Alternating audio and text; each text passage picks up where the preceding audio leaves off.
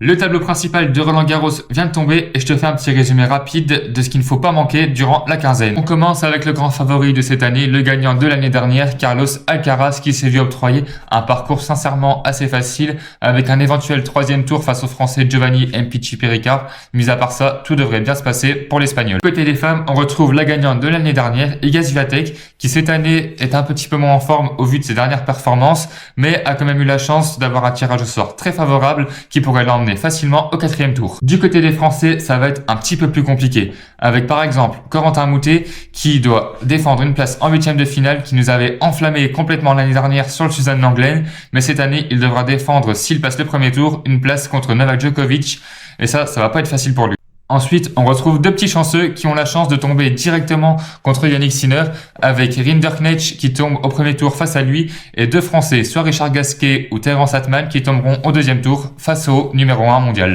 Et comme on dit, jamais 203 parce que le même sort attend sûrement Arthur Fils au huitième de finale avec un potentiel match Sinner-Fils, un match très intéressant à voir. Du côté du numéro 2 français, Hugo Humbert, ça va être très compliqué pour lui d'aller chercher une place en huitième car déjà il n'est pas fan de la terre battue et il devra gagner face à Daniil Medvedev au quatrième tour. Bref, une belle quinzaine en perspective avec, on l'espère, des victoires des Français qu'on suivra sur cette chaîne. Donc n'hésite pas à t'abonner et à lâcher ton petit pouce bleu pour montrer que comme moi t'attends avec impatience ce Roland-Garros.